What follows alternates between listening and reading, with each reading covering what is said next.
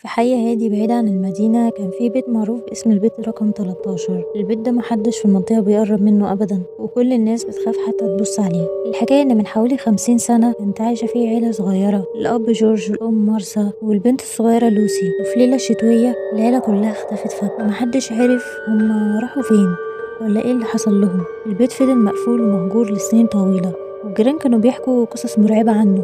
ناس بتقول انهم بيسمعوا اصوات صراخ جاية من جوه بالليل، وناس بتقول انهم شافوا نور خفيف بيطلع من الشبابيك، مع ان البيت مفصول عنه كهرباء.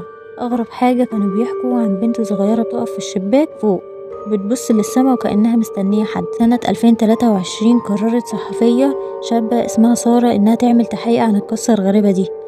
كانت بتحب القصص المرعبة دي، هتساعدها في مسيرتها الصحفية. بدأت تدور على معلومات وعرفت إن الأب جورج كان بيكتب روايات عن الطقوس القديمة اللي بتستدعي الأرواح. وفي الليلة اللي العيلة اختفت فيها الجيران سمعوا أصوات غريبة جاية من البيت كأنها طقوس مخيفة. سارة قررت إنها تروح البيت بنفسها وتوثق كل حاجة. أخدت كاميرتها وكشاف صغير ودخلت البيت في عز الليل. المكان كان مليان تراب والأساس قديم ومتكسر. فجأة وهي بتصور سمعت صوت خطوات جاية من فوق.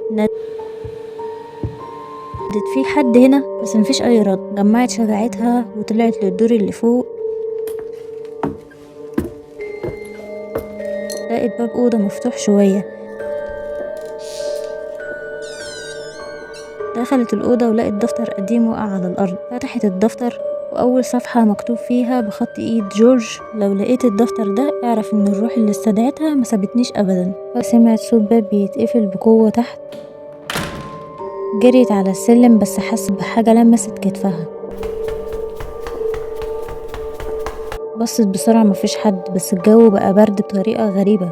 بدأت تسمع صوت عياط خفيف جاي من أوضة تانية. دخلت تدور لقت عروسة لعبة قديمة مرمية على الأرض. بصت لها كأنها بتراقبها وهي بتصور كل حاجة. سمعت صوت واضح بيقول: اخرجي حالا قبل ما تندمي. الصوت كان قريب جدا كأنه بيتكلم في ودنها. سارة خافت جدا وقررت انها تخرج فورا. وهي نازلة لقت باب البيت الرئيسي مقفول جامد كأن في حد ماسكه من بره. الأضواء بدأت ترعش بشكل غريب، وخيال راجل ظهر عند آخر الممر بيبصلها بابتسامة مرعبة. سارة صرخت، فضلت تجري من غير ما تبص لورا. ما لقيتش قدامها غير الشباك. نطت منه ووقعت في الجنينة. صحيت تاني يوم في المستشفى. لما حاولت تحكي اللي حصل اكتشفت ان الكاميرا بتاعتها مش معاها. لما راحت تدور على البيت تاني الصبح ما لقيتش اي اثر ليه. الارض كانت فاضية وكأن البيت ما كانش موجود اصلا. رجعت البيت وهي في حالة صدمة. فتحت اللابتوب بتاعها لقيت فيديو غير متسجل من الكاميرا بتاعتها. الفيديو كان بيظهر جورج وعيلته قاعدين في الأوضة بيبصوا لها مباشرة وبيقولوا بصوت واحد: احنا هنا للأبد.